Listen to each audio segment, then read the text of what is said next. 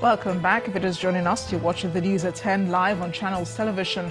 A reminder of our top stories. President Muhammadu Buhari calls for the repatriation of looted funds without legal obstacles. Lagos State Government orders fuel tankers restrict their movement to a designated route, just as owners of articulated vehicles are mandated to get their certificate of roadworthiness within 30 days. Anglican clergymen call for the disarmament of herdsmen as solution to the current killings in the northern parts of the country. Remains of the matriarch of accountancy in Nigeria, Mrs. Olutoyin Olakurin, is laid to rest amid praises and commendation.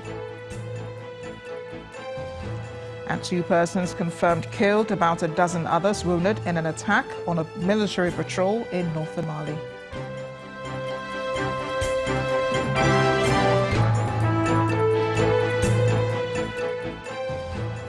ChannelsTV.com has more information for you, and on YouTube.com/channels, where you can watch our videos. You can also watch us on your mobile device via your browser, or download the Channels TV app for Android, iOS and Windows devices from their respective stores. Besides giving you access to news updates on the go, the Channels TV and Channels 24 app have an eyewitness feature that you can use to share pictures, videos or news of happenings around you. Just install the app, then tap and swipe to reveal the menu and follow the instructions. There might be 10 million more new voters for the 2019 elections compared to the 2015 elections. The Independent National Electoral Commission, INEC, says it is preparing for over 80 million voters for the 2019 elections. The chairman of the commission, Professor Mahmoud Yakubu, was speaking on some crucial issues pertaining to the electoral process at a news conference in Lagos. Professor Yakubu laments the number of uncollected permanent voters' cards, over 7 million across the country, with Lagos having the highest numbers. The INEC chair also addressed issues relating to underage voting incident in Kano State. We have found no connection between the INEC voter register and the incidence of underage voting in Kano. In fact, in virtually all the polling units, they did not even use the voter register to accredit anyone. But if people decided to gather arms, some other people to come print ballot papers and to do the kind of thing they did, that is outside the responsibilities of the commission. But having said so, there is a demand by citizens that you should release the report of our own internal investigation. I assure you that we will soon release the report, the full report of that investigation.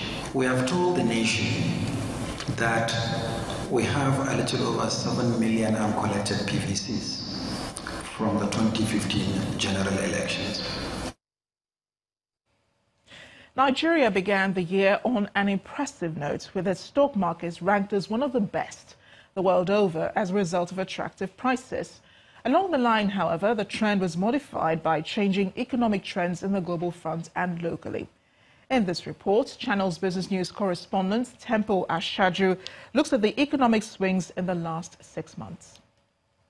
And proposed tariffs on Chinese products. During the first 6 months of 2018, the International Monetary Fund released its Regional Economic Outlook report on Sub-Saharan Africa with a focus on domestic revenue mobilization and private investment. In Nigeria, Africa's largest economy, the appreciation in crude oil price and capital inflows played a significant role in the reality of this expectation. The first half was also characterized by some external and internal factors, including the hike in rates by the U.S. Fed, leading to a strong dollar and culminating in capital outflows from the domestic market. So we've seen a lot of FPIs leaving emerging markets, also because of trade war between US and China as well. That also caused a lot of FPIs to leave the market. I think another thing that is also causing them to leave is, if you look at Italy as well, there seems to be a lot of drama around Eurozone, whether they're going to leave as well. So all those has really formed the narrative that we've seen in the first half of the year. Despite the fact that macroeconomic variables have been attractive GDP figures, like you said, there's been disinflation. Inflation is currently at 11%. Coming from about 15% beginning of the year. Nigeria had a stable foreign exchange within this period, as disinflation also maintains downward momentum on declining food prices. One of the major drawbacks, however, is the delay in 2018 budget passage. With these indicators, the journey to economic recovery has been encouraging. The road ahead is, however, mixed, with electioneering and the likely fallout of imminent global trade wars. Temple Ashaju, Channels Television News. We have joining us tonight Channels Television's in-house data analyst Babajide Ogunsanwo to discuss some more on this. So Babajide, great to see you again. Good evening, Amarachi. The 2018 budget of consolidation is finally here. How do you think we can avoid delays in the passage of the 2019 budget? Perhaps before even talking about avoiding delays, let's talk about how we avoid going round in circles. Because there's something similar between the budget of 2 decades ago and this budget. And I'll share that with you, and I think you'll find it interesting. But before that, let's look at 3 problems, and we'll look at 3 solutions. The first is the budget time in which you've talked about. It's taken 225 days between when the president presented the 2018 budget at the National Assembly and when he finally approved it. Here's what it means. If the president tonight gets up from his bed and tiptoes to the National Assembly tonight with the 2019 budget, he wouldn't be approving it until the 11th of February next year. That is based on the 225 days delay we've seen with the 2018 budget. You think he'll repeat it if it did happen? Now, we don't know, but that is the standard. If he does present it and he tiptoes to the National Assembly tonight. But here's a solution that we need to consider.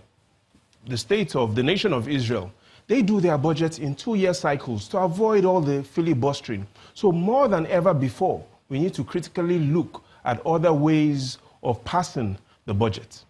The second thing we need to look at, Amarachi, is to look at the budget deficit. Now, by deficit, I'm not talking about what people often talk about, the monetary deficit. I'm talking about a cooperation deficit. Listen carefully to this.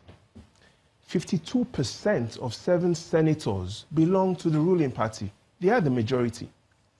60% of House of Rep members belong to the majority. 100%, all of the cabinet members were approved by the ruling party. So we have the majority in the Senate, at the House of Reps, and indeed at the Federal Executive Council. Yet we do not have a budget of harmony.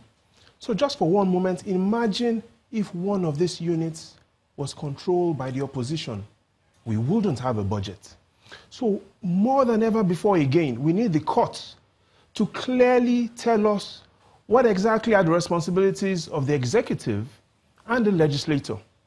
We need that to happen right now. And finally, let's look at what I talked about, the similarity between the budget of 1998 and this budget. In 1998, we had the budget all benchmarked then, $17 per barrel. Nigerians were excited because then poverty was above 60%. The expectation was a $17 budget of 1998 will get us out of poverty.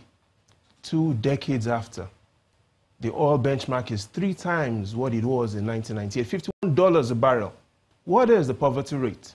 Still above 60%. In conclusion, here's what it means, Amarachi. Oil is not our Jesus Christ. Our economic savior is right here. We need to approach our budgeting differently. We need to start implementing by looking at alternative and creative solutions. That is what we need to start doing.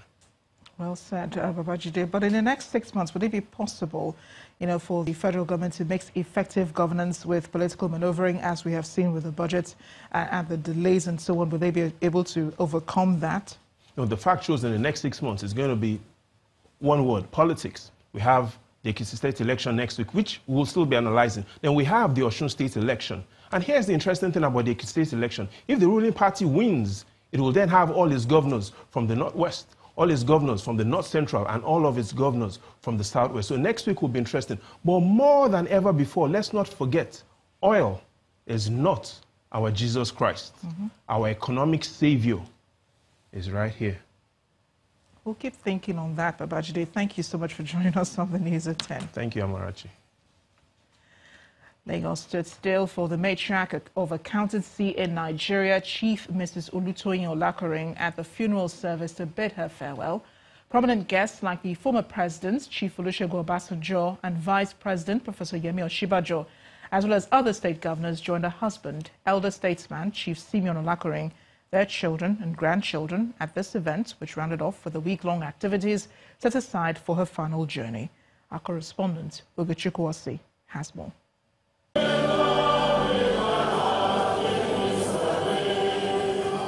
The St. Paul's Church, Breadfruit, Lagos, is truly significant in the life of the first female chartered accountant in Africa, Chief Mrs. Olutoyin Olakorin, and for so many reasons.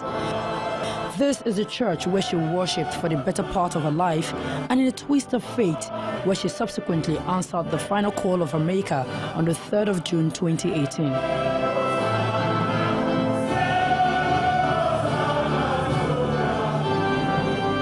The week-long activities for her rite of passage was rounded off with a funeral service as dignitaries joined her husband, elder statesman, Chief Simeon Olakorin, their children and grandchildren, as well as other family members, to bid her farewell.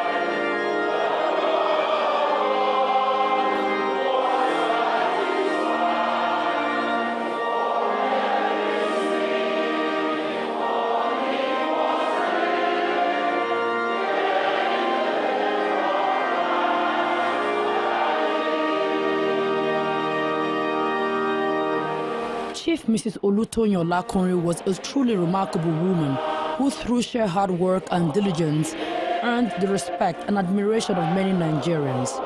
It was therefore not surprising to see the roll call of dignitaries that turned out to honor her, and they include the former president of Nigeria, Chief Olusegun Obasanjo, Vice President Professor Yemi Osinbajo, the General Overseer of the Redeemed Christian Church of God, Pastor Enoch Adeboye, and wife, Pastor Folu, governors of Ogun, Lagos, Ondo, and Edo, as well as other very well-meaning Nigerians.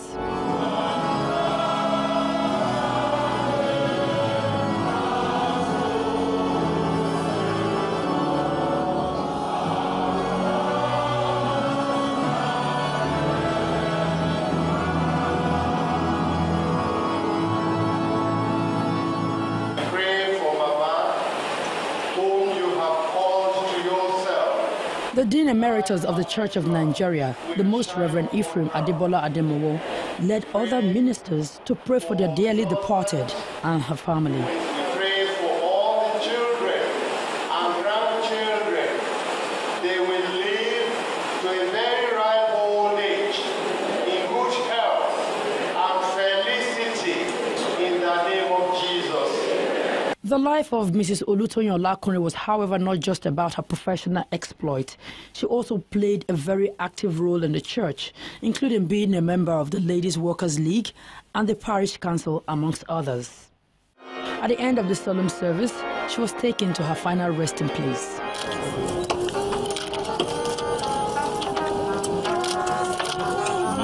Chief Mrs. Olutoyin Olakorin is survived by her husband, children, grandchildren, as well as other family members, determined to keep her legacy alive. Ugochukwu was reporting for Channels Television News. You can watch more on the celebration of life of Chief Olutoyin Olakorin on Metrofile. It airs Wednesday and Friday right here on Channels Television at 11 p.m. When the News at 10 returns, herdsmen in Bauchi State raise concern over gradual loss of interest in Western education by children of school age and their parents. That's in our community report. Stay with us.